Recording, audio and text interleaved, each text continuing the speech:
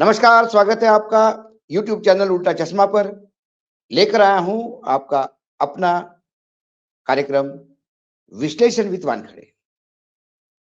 बहुत सारी खबरें हैं, पदयात्राएँ हैं, वहाँ तेजस्वी घूम रहे हैं, अखिलेश और राहुल गांधी साथ में हैं। प्रधानमंत्री लगातार पूरे देश में नए-नए प्रोजेक्ट लोकार्पित करते हुए और पैसे नए-नए प्रोजेक्ट अनाउंस करते हुए घूम रहे हैं। चुनाव का माहौल है। लेकिन एक खबर जिसको आप तक लाना मैं समझता हूँ बहुत ज़रूरी है। गोदी मीडिया अक्सर ऐसी खबरें खा जाता है। जैसे हर राज्य सरकारें अपने कार्यक्रम करती हैं, तो सत्ता पक्ष भाजपा की एनडीए की जितनी भी सरकारें हैं, वो तो वही कार्यक्रम करती है जो दिल्ली से उन्हें बताया जाता है। फिर मन की बात भी हो प्रधानमंत्री की, तो मन की बात सुनने में भी सारे लोगों को इकट्ठा होना होता है और वो तमाम जो दिल्ली से फरमान जाते हैं, उसके हिसाब से कार्यक्रम करते हैं। लेकिन बाकी जहाँ कांग्रेस बीजेपी की सत्ता नहीं है, वहाँ सभी राज्य अपने हिसाब से अपने-अपने कार्यक्रम लोगों के लिए कहते हैं। कर्नाटक, जहाँ बीजेपी की सरकार थी, ये वो राज्य जो बीजेपी के लिए दक्षिण भारत का प्रवेश द्वार माना जाता था। वहाँ चुनाव हुए, कांग्रेस ने किसी के साथ जनता दल एस के साथ मिलके गठबंधन में सरकार बनाई। फिर वहीं ऑपरेशन कमल हुआ, बीजेपी सत्ता में आई और फिर विधानसभा का जब चुनाव हुआ, तब बीजेपी को घर बिठा दिया। कांग्रेस बहुमत में आके सत्ता में आ गई। कांग्रेस सत्ता में आते से ही अपने काम-काज पे लग गई। वहाँ पर भी लोकसभा के चुनाव होने हैं, इसलिए पार्टी वहाँ पे भी लोकसभा की तैयारी कर रही है। कहीं हर जगह रामलला का नाम जपा जा रहा है, तो कांग्रेस संविधान और पिछड़ों का उत्थान इस नाम से कर्नाटक में काम कर रही है। इसी के चलते कर्नाटक के सोशल वेलफेयर डिपार्टमेंट जो है, उसने constitutional and national unity constitution and national unity इस विषय पे एक सम्मेलन किया फरवरी 24 और 25 को। बहुत बड़ा सम्मेलन पैलेस ग्राउंड पे हजारों के तादाद में लोग अलग-अलग विषय पे अलग-अलग गोष्ठियां, अलग-अलग हॉल में अलग-अलग मंथन चल रहे हैं। देश के विभिन्न भागों से वकील, पत्रकार, सोशल एक्टिविस्ट सभी अपनी बात, जिन्होंने कांग्रेस के खिलाफ लड़ा दिया, कांग्रेस के खिलाफ लड़ने वाले भी, मुझे याद है मेधा पाटकर को भी मैंने वहां देखा। मेधा पाटकर जी वही हैं जिन्होंने कांग्रेस के खिलाफ खासकर नर्मदा प्रोजेक्ट को लेकर बहुत बड़ा युद्ध किया, सब में एक बहुत बड़ा संघर्ष किया। लेकिन असंख्य ऐसे लोग जिन्हें भारत की एकता में और इस देश के संविधान में विश्वास है, सभी लोग अपने विचार व्यक्त करने के लिए आए थे और हर एक को विचार व्यक्त करने की पूर्ण रूप से स्वातंत्र्य था। और यही काम है कि वहाँ ऐसी अपेक्षा है कि उस पूरे प्रोग्राम जो चर्न आउट हो रहे थे, उसमें से कुछ चीज़ आएगी। लेकिन मुख्य खबर क्या है, जिसको विश्लेषित करने की ज़रूरत पड़ी? इस सम्मेलन के लिए नितिशा कौल नाम की एक प्रोफ़ेसर को इंग्लैंड से बुलाया गया। वहाँ यूनिवर्सिटी ऑफ वेस्टमिनिस्टर में वो पॉलिटिक्स एंड इंटरनेशनल रिलेशंस इस विषय की मेंबर है, पढ़ाती है ये विषय वहाँ पे। ओरिजिनल भारत की है। गोरखपुर में पैदा हुई कश्मीरी पंडित परिवार से नितिशा आती है। वहाँ पढ़ी, गोरखपुर में उसका एजुकेशन हुआ, उसके बाद Shri Ram college of commerce में हुआ, उसके बाद वो इंग्लैंड गई, वहाँ पढ़ा और फिर वहीं पढ़ाने का काम करने लगी। क्योंकि कश्मीर से है, कश्मीर पंडितों के दर्द को लेके हमेशा एक्टिव रहती है। जब यूपीए की सरकार थी, तब भी कश्मीरी पंडित के ऊपर जो अत्याचार होते हैं और जम्मू कश्मीर में जो हो रहा है, उसको लेके वो सरकार की आलोचक रही है। और वर्तमान में भी जो जम्मू कश्मीर में हो रहा है, उसको लेके वो सरकार की आलोचना करती है। क्योंकि वो भारतीय संविधान में भी मानती है और बोलने का अधिकार भी मानती है। कश्मीरी पंडित होने के नाते उसका एक दर्द अपने लेवल का है। यूनाइटेड नेशन से लेके तमाम जगह पे उनकी बातों को तवज्जो भी दी जाती है।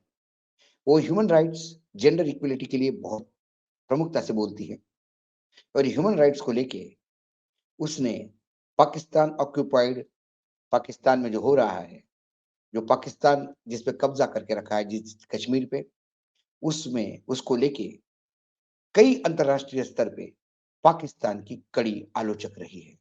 ये सारा रिकॉर्ड पे है। लेकिन जब वो आई, क्योंकि धारा 370 हटाने के बाद उसे लगा कि मेरे जम्मू कश्मीर का एक स्पेशल स्टेटस था, हमें वो हटाया गया।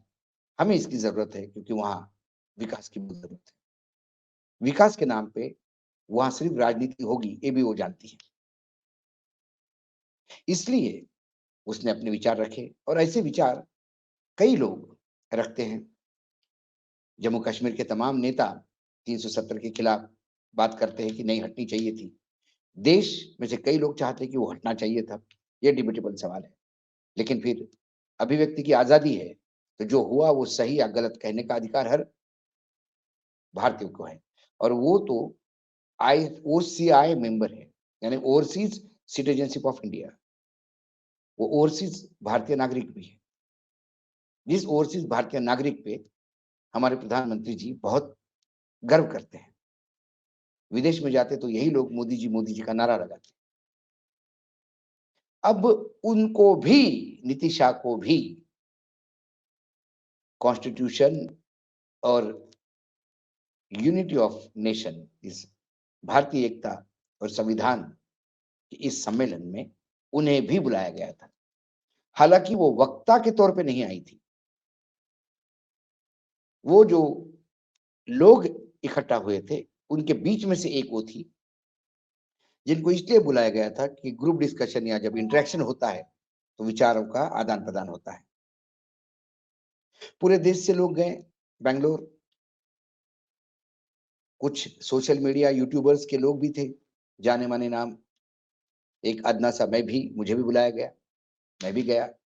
मैंने भी अपने विचार रखे और हमने उस विचार में पत्रकारों के ऊपर जो हमले हो रहे हैं उसको लेके पत्रकारों ने सीताराम येचुरी के सामने केरल में पत्रकारों के साथ क्या गलत हो रहा है और जब कांग्रेस की सरकार छत्तीसगढ़ में थी तब क्या गलत हो रहा था, ये भी सवाल किए और इसके भी जवाब चाहे।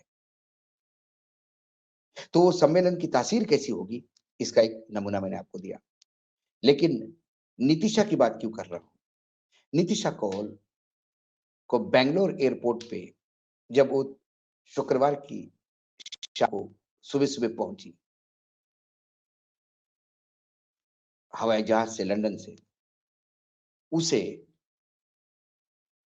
एयरपोर्ट पे ही रोका गया।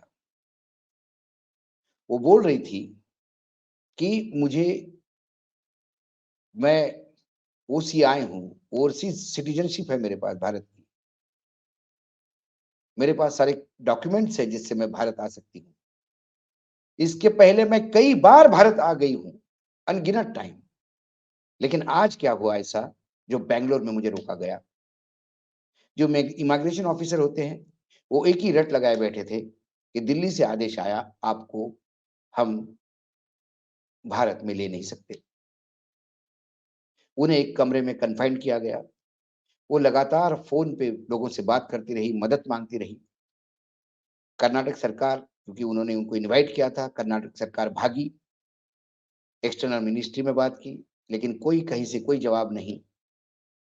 अधिकारी एक ही रट लगाए बैठे थे, दिल्ली से आदेश है, हम कुछ नहीं कर सकते। उन्होंने कहा कि मुझे मेरा दोष क्या है? एक अधिकारी ने बोलते-बोलते बोल दिया कि आप कई बातें ऐसी करती है जो वर्तमान सरकार को अच्छी नहीं लगती। संघ के बारे में भी आपके विचार ठीक नहीं है। हम क्या कर सकते हैं? हालत ये हो गई कि उसे वो पानी, खाना माँगती रही, वो नहीं दिया गया। उसे 24 घंटे वहाँ कमरे में रखा गया। उसने कहा कि रात हो गई है, मुझे कम से कम एक चद्दर और एक पिलो दी जाए कि मैं सो सकूँ। वो भी मुहैया नहीं करवाई। वो वैसे ही लेटी रही ज़मीन पर और सुबह जो फ्लाइट डायरेक्ट इंग्लैंड जाती है,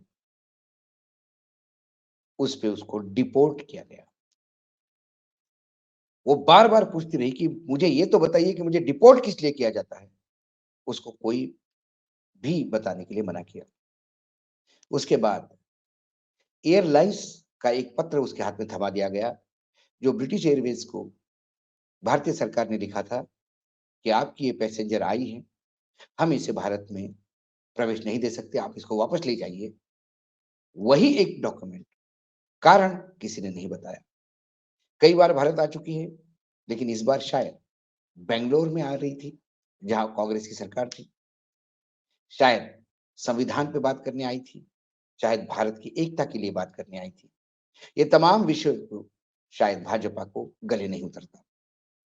दूसरी ओर सरकार, जो राज्य सरकार है, वो यही कहती है कि हमने इनवाइट किया था, क्योंकि वो कई बार भारत आ चुकी है। ऐसा कोई उसके ऊपर कोई केस नहीं, आरोप नहीं था या भारत के खिलाफ कोई ऐसा कोई इश्यूज़ नहीं थे, नहीं तो हम बुलाते नहीं। हमें पता नहीं कि उनको क्यों डिपोर्ट किया गया, ये भारत सरकार जाने, लेकिन हमें दुःख हुआ। दूसरी ओर कर्नाटक का भाजपा का यूनिट ने एक वक्तव्य जारी किया कि भारत को अपमानित कर रहा है कर्नाटक सरकार, पाकिस्तानी सिम्पैथाइज़र को बुलाकर जो भारत को तोड़ना चाहती है। सुन लीजिए ध्यान से, सरकार के खर्चे पर टैक्स पेयर के पैसे पे टेररिस्ट सिम्पैथाइज़र, अर्बन नक्सल, राइट एक्यूज्ड, एंटी नेशनल का जमघट कर्नाटक में लगा दिया गया। यदि आप भाजपा का समर्थन नहीं करते, आप नरेंद्र मोदी जी की जय नहीं बोलते, अमित शाह के सामने उठ के खड़े नहीं होते, तो आप अर्बन नक्सल है, टेररिस्ट सिम्पैथाइज़र है, राइट एक्यूज्ड है, एंटी नेशनल है, पाकिस्तानी सिम्पैथाइज़र है और देश तोड़ने के लिए बुलाया जाता है। क्या नरेंद्र मोदी की सरकार 56 इंच वाली इतनी कमज़ोर है कि एक नीतिशा कौल आके 2 शब्द बोल जाती तो भारत टूट जाता? इतनी कमज़ोर सरकार भारत पे होती होगी तो उन्होंने इस्तीफ़ा देके जाना चाहिए। और यदि सरकार दबंग है, तो फिर वो आके अपने विचार व्यक्त करे। क्या ह्यूमन राइट्स की बात ओबामा जी जब भारत आए, अमेरिका के राष्ट्रपति, और जाने के आखिरी दिन, आखिरी कार्यक्रम उनका सत्यार्थी जिनको नोबेल प्राइज़ मिला, उनका सम्मान का था। उसमें भारत में ह्यूमन राइट्स वायलेशन पे जब वो बोले, तब भारत सरकार की क्या रिएक्शन थी? क्या उनको डिपोर्ट किया गया?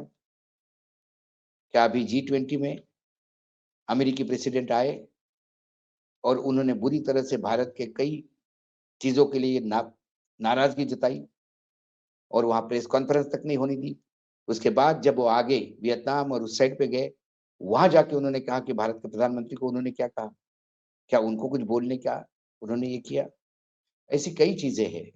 जब दक्षिण भारत से किसी मूर्ख व्यक्ति ने ये कहा कि दक्षिण को अलग देश ही बना दिया जाए, तो प्रधानमंत्री लगातार टूट पड़े।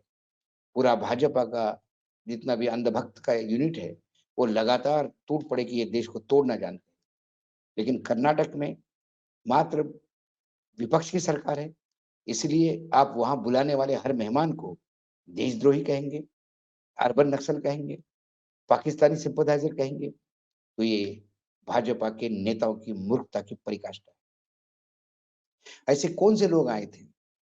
जो लोग आए थे उनकी लिस्ट, कौन सी ऐसी बात हमने की वहाँ पे? यदि हमने ये कहा कि येचुरी साहब आप बताइए कि केरल में आप लोगों की सरकारें हैं, वहाँ पत्रकारों का प्रताड़ित क्यों किया जाता है?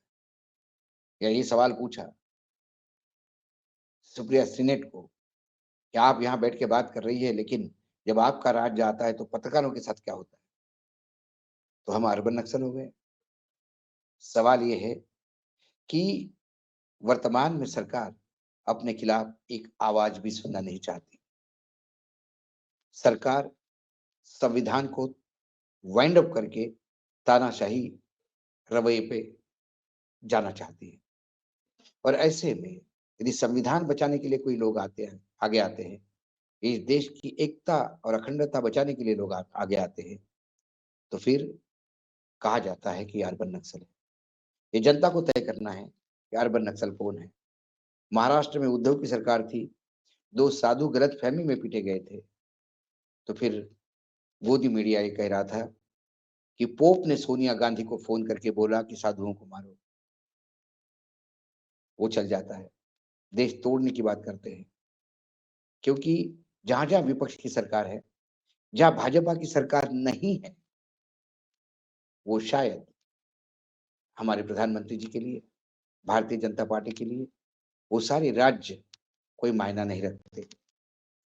जहाँ उनकी सरकार है, वहाँ कानून व्यवस्था बर्बाद हो, हिंसा का तांडव हो, हज़ारों लोग मरते हो, चाहे मणिपुर हो या फिर दिन दहाड़े गोलियों से भूनने वाले गैंगस्टर पुलिस से ज़्यादा एक्टिव हो।